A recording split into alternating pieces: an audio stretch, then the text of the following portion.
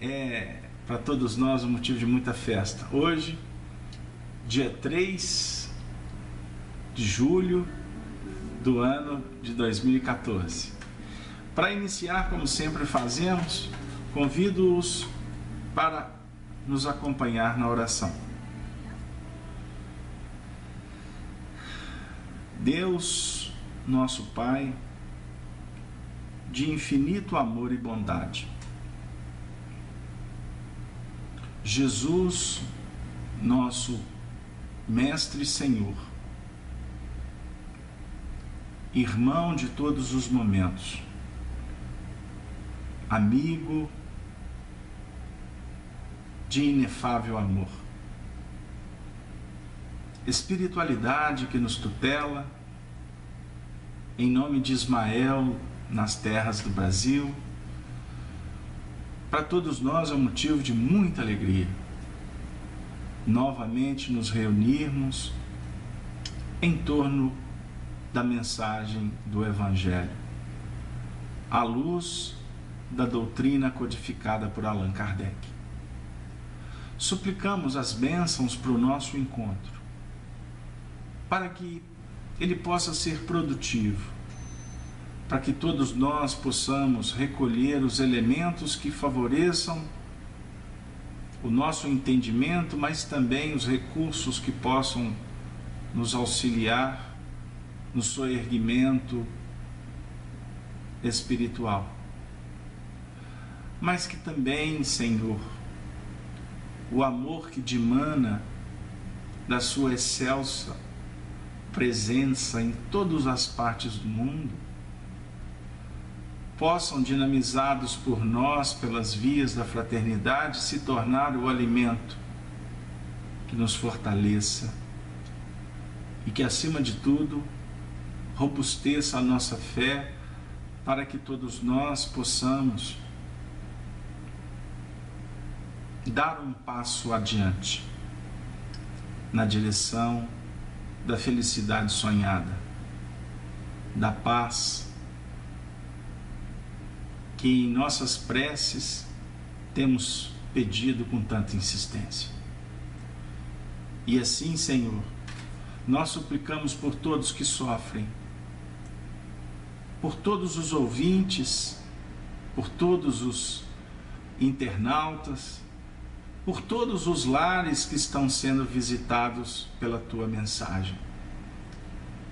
Que juntos, como irmãos menores, mas felizes pela Tua sacrossanta presença, possamos chegar no final da nossa atividade com paz, com alegria, pelo dever cumprido. E assim, Senhor, nós te pedimos que nos dê autorização para iniciar os estudos da noite. E especialmente ao nosso convertido de Damasco, Paulo de Tarso, a Estevão, o apóstolo que deu a vida para ajudar a todos os cristãos do primeiro momento. Que estes bondosos ceareiros possam estar no lar de cada um que aqui se vincular. E assim, Senhor, rogamos. Portanto, as Tuas bênçãos. E com a Tua permissão, damos por iniciados os estudos da noite. Que assim seja. Nós vamos iniciar mandando um abraço para você, ouvinte da Rádio Brasil Espírita. Em breve teremos novidades em Maceió com a Rádio FM Espírita, que eu não posso contar muito, porque é uma surpresa que está chegando aí, mas que vai redundar de uma forma muito interessante nesse trabalho que também é divulgado com tanto carinho pela Rádio Web Brasil Espírita.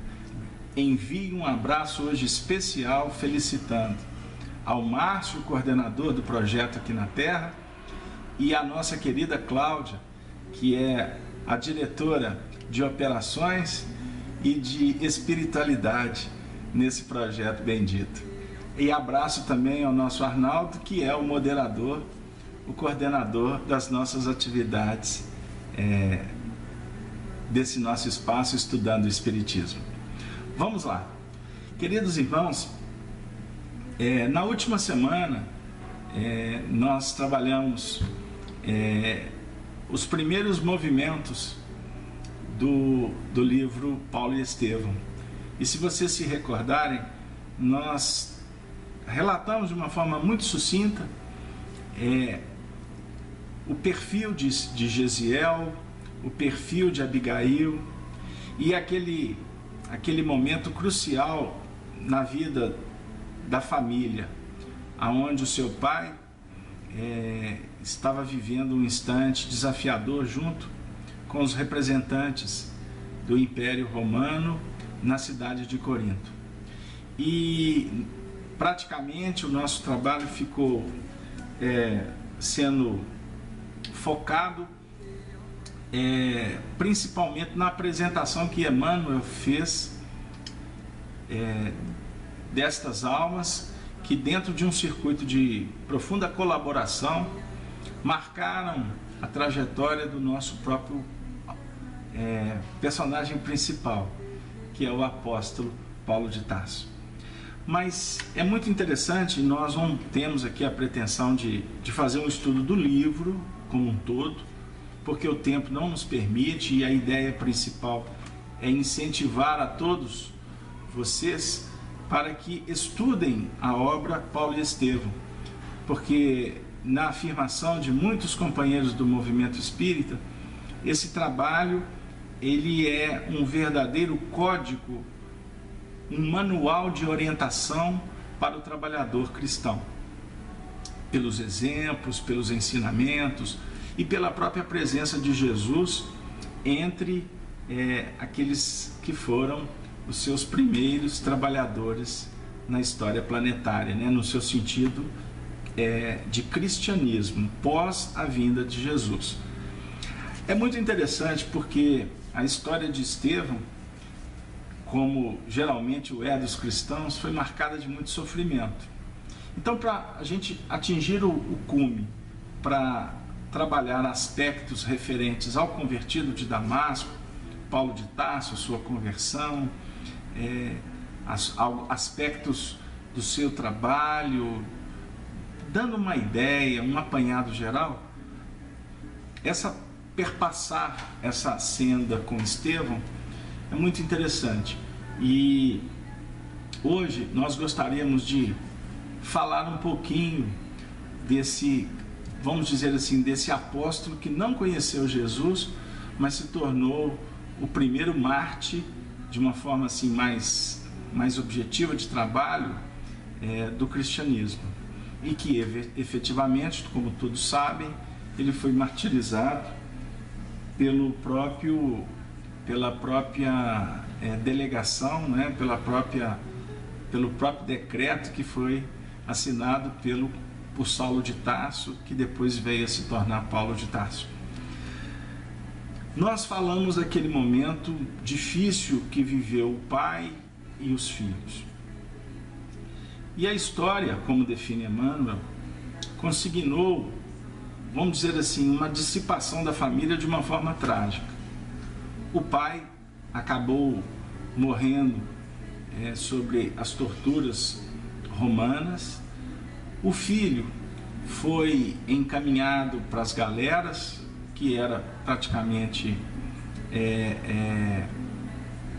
pena de morte, E a filha Abigail, numa circunstância que só a providência divina nos explica, de uma certa forma foi retirada daquele contexto, ela foi salva e acabou definindo um movimento muito importante lá na frente, quando ela veio a se tornar, inclusive, a noiva de Saulo de Tarso.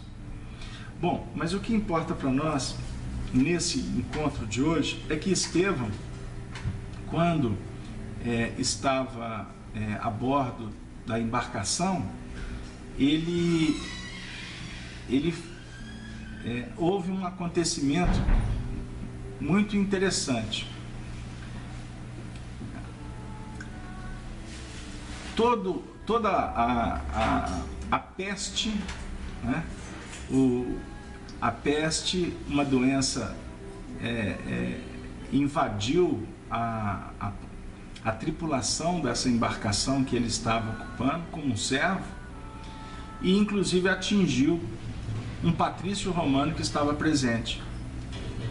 E essa figura, ela também tem uma participação importante no romance, na história. Mas nesse momento o patrício romano ficou doente.